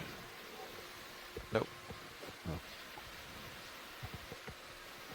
Stand by. Your keyboard's over there, behind the craft. Just getting ourselves arranged here, Watchley. Will just be a moment. Sure, roger that.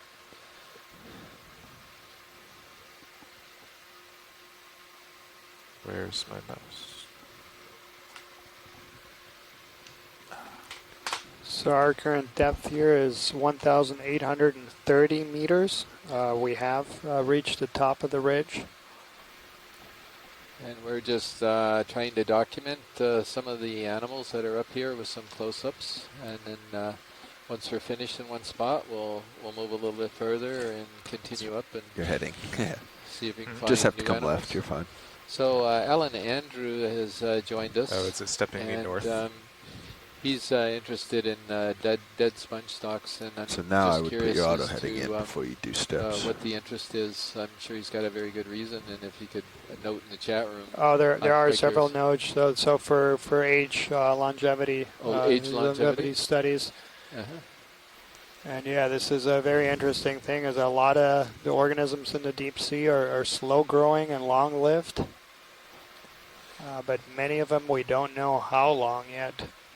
Alan, I did see the some of the stocks that were sort of laying around, and I wish I'd come up with this a couple of days ago to maybe investigate the growth structure of some of those. Yeah, so Alan, can you go ahead and explain to me how you age the sponges and for everybody else? I'll move in closer slowly. Okay. As I get closer, I can tilt down. Well, actually, I don't know how to age a sponge, but the stock sponge, it seems to me, may have some kind of radial growth pattern in the basal structure, similar to the way we age the bamboo corals.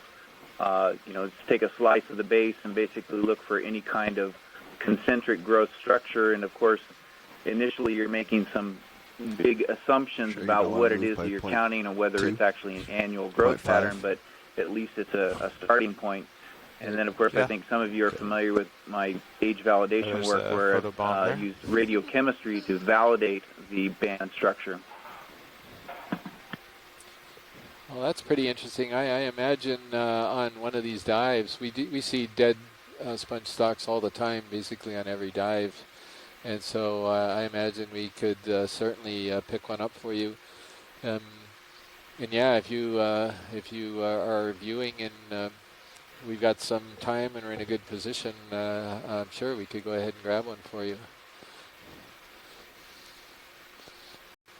We've got some time and we're in a good position. I'm sure we could go ahead and grab one for you.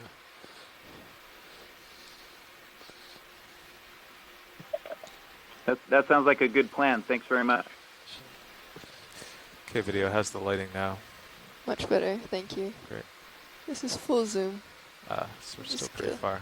Yes.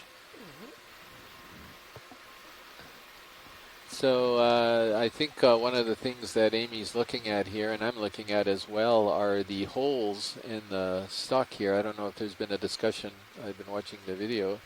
And the holes in the stock, maybe Amy, you could explain the holes and gaps in the stock of this corallium.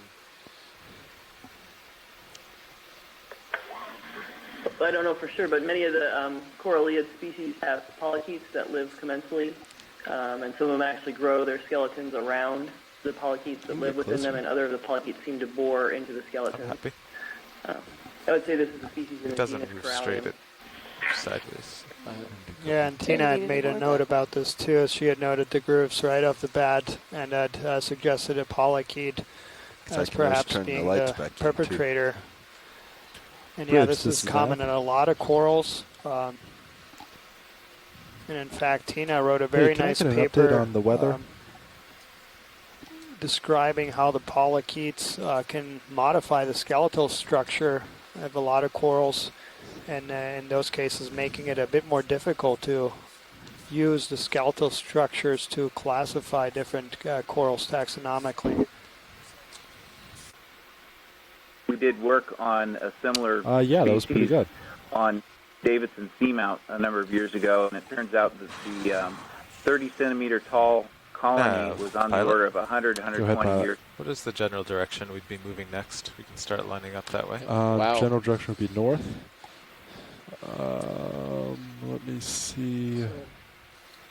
So there's some the ages of a lot of the things we see down here is very enigmatic, and yes, it would be Alan about, was interested in the stock sponge, hoping there's a chance that he could see something that would give an idea of ages. These big globular sponges that don't have stalks, it's not really clear how you can actually get ages from something like that. But when you see a stalk that's massive, a meter or two high, or at least a meter high, then how old is this thing? I mean, it's huge. And so that's going to be a question for some time until somebody comes up with a method to date these things.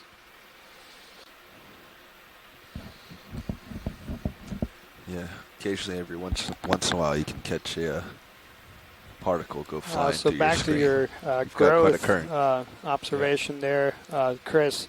So yeah, it is a somewhat difficult problem of aging these things. So some corals and sponges might have regular structures like tree rings, very similar. So a lot of corals and bamboo corals have this.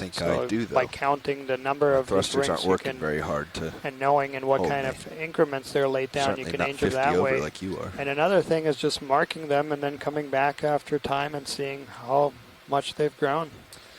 So, Pilot, could we image that coral that's sort of laying down on its side over there in the upper right? Yeah, I just noticed they were sparse enough to set down, and I saw a few nice ones here. So yeah, I think this could illustrate a couple of points. One point is the hazards of settling on a cobble and then growing a little bit big, perhaps, and then potentially tumbling over. I might also be illustrating the hazards of settling on cobbles here.